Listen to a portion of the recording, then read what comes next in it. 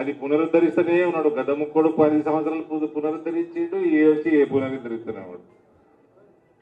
మహిళలకు మోసం, 2,500 ఆర్థిక సహాయం, మహిళలకు తులం బంగారం, వివాహ సమయంలో హిందూ అమ్మాయికి 1,10 గ్రాములు బంగారం, హయ్యర్ ఎడ్యుకేషన్ చదువుతున్న 18 సంవత్సరాల పైన అమ్మాయిలకి free electric scooter, beedi workers కి లైఫ్ ఇన్సూరెన్స్ ప్లస్ ఈఎస్ఐ. ఇట్లా ఇక చెప్పుకుంటా పోతే చాలా ఉన్నాయి. ఇవన్నీ లేవు కానీ నేను మీడియా మిత్రులు అందరూ ఉన్నారు, హాట్ నడుస్తుంది కొండా సురేఖ గారి ఎపిసోడు.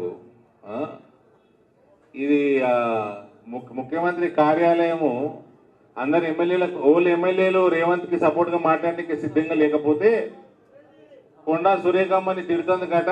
మీకేమన్నా మీ ఫైళ్లు పెండింగ్ ఉంటే క్లియర్ చేస్తాము, మీ కాన్స్టిట్యున్సీ బిల్లులు పెండింగ్ ఉంటే క్లియర్ చేస్తాము, మీరు జర సురేఖమ్మని తిట్టండి అని బతిమిలాడుకుంటే ఎందరు పెట్టిందే మీడియా వాళ్ళు? 16 మంది పెట్టిందా?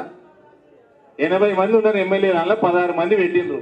అది ఫీ రీఎంబర్స్మెంట్. మన బకాయిలు ఏమైనా పెండింగ్ బిల్స్ ఉంటే ఇస్తామంటే, పర్సనల్ పనులు కూడా ఏమైనా ఉంటే ఫైళ్లు క్లియర్ చేస్తామంటే. ఈ ఆఫర్ ఒకటి కాంగ్రెస్ ఎమ్మెల్యేలకు, బీజేపీ ఎమ్మెల్యేలు ఎంపీలకు కూడా ఉందా? మా కాన్స్టిట్యున్సీలో బిల్లు పెండింగ్ ఉన్నాయి, 6 బిల్లు పెండింగ్లు. మా కేంద్రీయ విద్యాలయానికి 5 ఎకరాలు ఇచ్చిండు, 10 ఇవ్వాలి జగిత్యాల.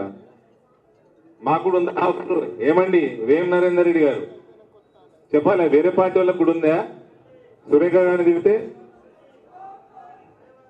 ఈయన పొంగరాలు కొట్టేటోడు ఏమన్నాడండి? నన్ను నిజామాబాద్కి వచ్చేప్పట్లో ఎలక్షన్ల ముందు మీకున్నాడు ఒక గుండు, రాసిండు ఒక బాండు అన్నాడు.